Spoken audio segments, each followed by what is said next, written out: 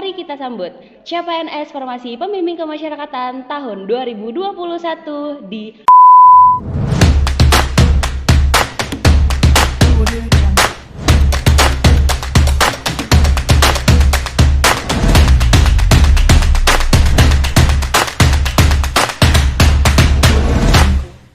Halo Sobat Bajakah, kembali lagi di Bajakah Ngopi, podcast pemasyarakatan Balai Pemasyarakatan kelas 2 Sampit. Nah, kembali lagi nih bersama kita berdua, saya Mayfriza Syafira Nasution dan rekan saya Asia Sadirni Saragi. Oke, kita hari ini sudah sampai di bonus episode. Wah, di bonus episode ini kita akan membahas apa nih, Kak Mei? Wah, hari ini kita bakal ngobrol-ngobrol tentang apa sih itu PNS atau ASN. Tapi sebelum itu kita kenalin dulu Kak tema kita pada hari ini. Jadi ASN pilihan atau paksaan, pembimbing kemasyarakatan ada di seluruh Indonesia. Iya. Tidak usah berlama-lama kali ya, Mei ya. Kalau misalnya teman-teman nih yang lagi nonton pasti pernah dengar ASN, PNS, CPNS. Nah, kalau kita sendiri jabatannya adalah masih CPNS. Iya, kita adalah formasi pembimbing kemasyarakatan. Tapi masih CPNS. Benar. Betul sekali. Ini langsung aja, kalau misalnya ASN itu ada di undang-undang teman-teman. Dia ada di Undang-Undang Republik Indonesia nomor 5 tahun 2014, di mana definisi ASN itu ada di pasal 1. ASN adalah profesi bagi pegawai negeri sipil dan pegawai pemerintah dengan perjanjian kerja yang bekerja pada instansi pemerintah. Nah, berdasarkan pasal 6-nya, terdapat dua jenis ASN, yaitu PNS, di mana PNS adalah pegawai tetap oleh pejabat pemerintah, pembina kepegawaian, dan memiliki NIP, nomor induk pegawai secara nasional. Dan P3K itu adalah pegawai dengan perjanjian kerja oleh pejabat pembina kepegawaian sesuai dengan kebutuhan instansi pemerintah dan ketentuan undang-undang ini. Begitu definisinya. Berarti tadi ASN itu terdiri dari dua ya Kak? Iya, betul sekali. Ada PNS dan juga P3K. Betul. Langsung nih kita ke fungsinya. Fungsi pegawai ASN menurut pasal 10 itu ada 3, yaitu sebagai pelaksana dari kebijakan publik, pelayan publik, dan juga perekat serta pemersatu bangsa. Kemudian ada jabatannya nih Kak ASN. Itu ada 3, administrasi, fungsional, dan juga PIMTI atau pimpinan tinggi.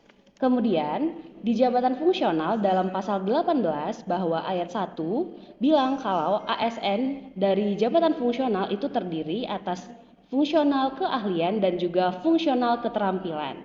Dan pada ayat 2-nya di jabatan fungsional keahlian yaitu seperti kita nih CPNS PK ada yang jenjang ahli utama, ahli madya dan juga muda sampai pertama. Iya, betul. Kalau kita nih termasuk apa berarti Kak? Yang pertama dong. Iya, masih ahli pertama dan CPNS. Masih CPNS, iya betul sekali.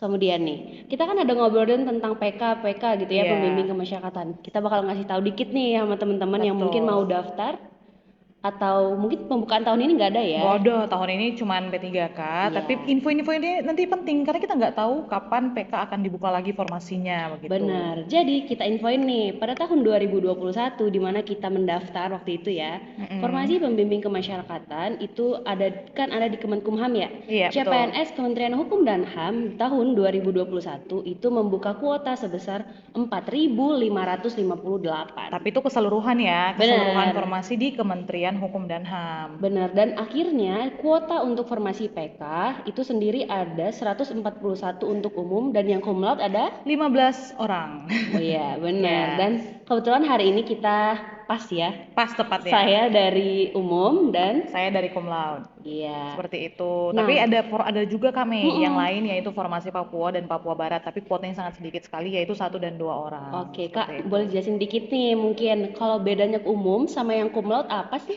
Nah, bedanya sebenarnya tidak ada, teman-teman. Cuman perbedaan sistem administrasi kelulusan aja. Kalau misalnya untuk yang cum laude itu kami ya, ada batas nilai TIU atau tes intelijensi umum sebanyak 80, tapi jumlah keseluruhan harus 311. Kan kalau misalnya SKD itu nanti ada 3. Aduh banyak sekali ini, apa saja ini? Nanti teman-teman bakal kita kasih tahu kok. Bener. Jadi di jumlahnya itu nanti 311 dengan minimal nilai TIU adalah 80. Tapi untuk bisa mendaftar di jalur cum laude kami, teman-teman harus berasal dari universitas yang akreditasinya A dan jurusan dari teman-teman itu adalah akreditasi A juga. Misalnya lulusan tahun 2000 berapa ya? 2020. Nah, dia harus ngelihat akreditasi jurusannya di tahun 2020 itu A apa enggak. Begitu. Oke, dikit Mm-mm. informasi lagi nih. Mm-mm. Saingan kita waktu itu ada 16 ribuan. Wah. Dan akhirnya di seluruh Indonesia terangkumlah ada 141 yang umum dan dari kumlot tadi 15. iya ada 15. Luar biasa banget ya kalau dipikir-pikir ya. Iya, dan itu dari 10 kanwil ya. Iya, 10 kantor wilayah. Benar. Dan waktu penempatan kita nggak bisa milih di Iya. mana. Seperti Negara kita ya. yang ada di Sampit ini, Iya. kami benar-benar nggak tahu kalau akhirnya bakal di sini. Karena waktu itu kita ngisi berdasarkan rankingan ya. Iya, berdasarkan ranking dari 10 tempat itu diurutin aja gitu. Tapi kita tetap tidak tahu kita akan ditempatkan di mana. Betul, gitu. kita cuma milih Kalimantan Tengah dan tiba-tiba di Sampit. Iya. Tapi kalau ngomong-ngomong nih, di Sampit ini emang cuman kita berdua? Oh enggak. Kita Tentu saya tidak. Ramai, kita ada 12. 12 orang. Dan nanti semuanya bakal adalah kita kenalin. dan semuanya adalah orang di luar Kalimantan ya, Iya, aslinya. kebetulan nggak ada yang orang Kalimantan. Betul, betul. Oke, nah jadi daripada bingung-bingung tadi kakak udah nyinggung nih tentang TIU, TWK dan sebagainya. Kita langsung kasih tahu nih tahapan seleksi formasi pembimbing kemasyarakatan tahun 2021.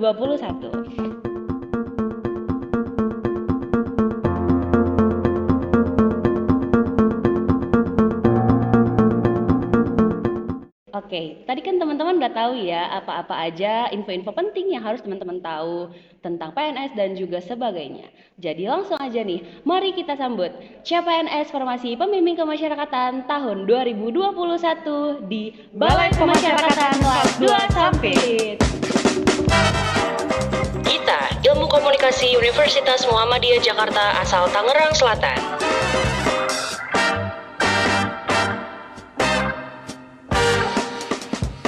ICA, Ilmu Komunikasi Universitas Brawijaya asal Malang.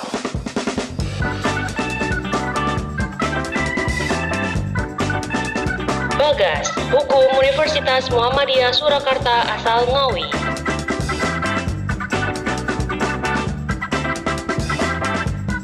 Naomi, Psikologi Universitas Negeri Jakarta asal Jakarta.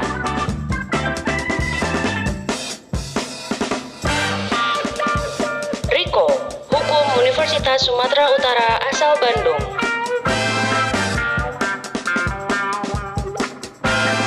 Nurdilah, Ilmu Komunikasi Universitas Islam Negeri Sunan Gunung Jati Bandung asal Ciamis. Dawai, Ilmu Komunikasi Universitas Muhammadiyah Malang asal Malang. Dian, Psikologi Universitas 11 Maret asal Mataram.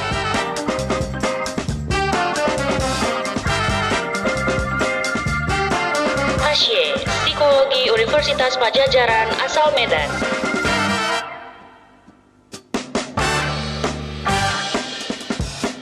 Mita, Ilmu Hukum Universitas Negeri Surabaya asal Surabaya.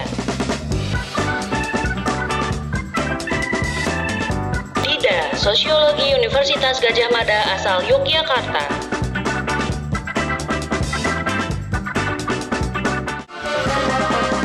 Mei, Psikologi Universitas Sumatera Utara asal Medan. Apa stigma masyarakat yang pernah kamu dengar tentang PNS? PNS itu gak keren, kuno. Kata orang kayak gitu. Padahal buktinya dari podcast kita semuanya itu anak muda. PNS itu banyak waktu luangnya. Padahal sebenarnya enggak sih, sibuk-sibuk aja, selalu ada kerjaan tiap hari. PNS itu katanya tukang telat. Padahal kalau kita telat, gaji kita dipotong loh. Banyak yang bilang PNS kerjanya enteng, padahal kalian tidak tahu bahwa kami semua ada target kinerja setiap bulannya dan tidak sama sekali enteng. Banyak yang lihat PNS ke mall di jam kerja, padahal kami keluar buat pengawasan. Kata siapa PNS korupsi? PNS kan X-nya sangat jujur. Tanya PNS main game di kantor, kata siapa orang tiap hari banyak deadline? Katanya PNS itu gaji buta, duit negara habis buat gaji PNS, padahal beban kerja sama gaji kita itu seimbang. Kata siapa masuk PNS bisa lewat orang dalam? Sekarang kan ada BKM yang proses seleksinya sangat transparan. Katanya pelayanan PNS itu lambat. Sekarang zaman digital, semua serba cepat. Kan orang bilang kalau PNS itu kemampuannya stagnan. Padahal nggak juga kok, PNS itu banyak pelatihan perkembangan profesi. Masuk CPNS bisa dibayar? Enggak, kalau mau jadi PNS harus belajar, bukan dibayar. Lalu, bagaimana pengalaman kamu selama menjadi CPNS di Bapak Sampit?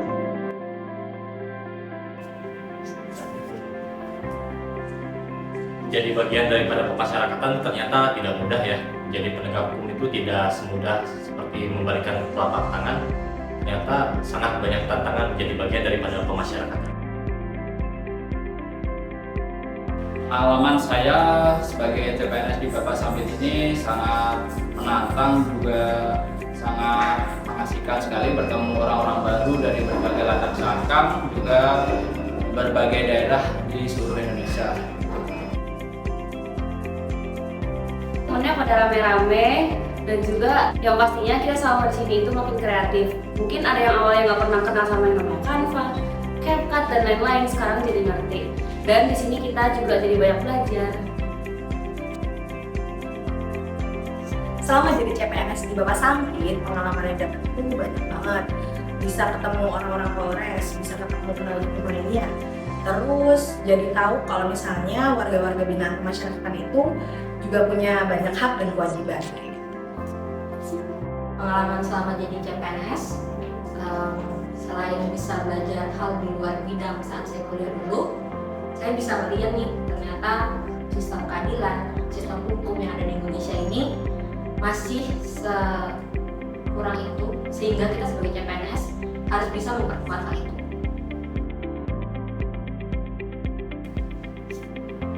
Jadi selama saya di sini, alhamdulillah saya mendapatkan pengetahuan, pengalaman, dan juga pertemanan yang sangat baik. Oke banget lah pokoknya.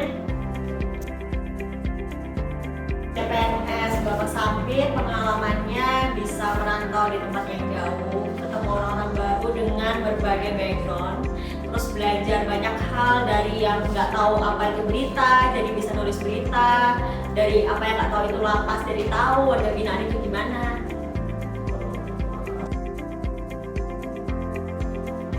Katanya jadi PNS itu nggak bisa apa-apa, padahal semenjak jadi PNS saya jadi multi talent, bisa perumasan, bisa administrasi, apalagi menguasai fungsi itu penting banget. Jadi CPNS dulu.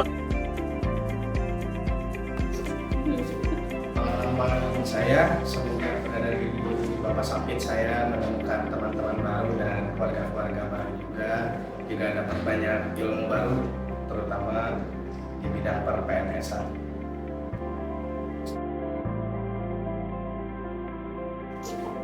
Pengalaman selama di Bapak Sampit itu kerja keras, kerja cerdas, dan kerja ikhlas. Dalam pelayanan kita harus kerja ikhlas, dalam berinovasi kita harus kerja cerdas, tapi untuk mencapai tujuan kita harus kerja cerdas. Selama jadi CPNS di Bapak Sampit, saya bisa mengunjungi lapas dan bertemu warga binaan kemasyarakatan.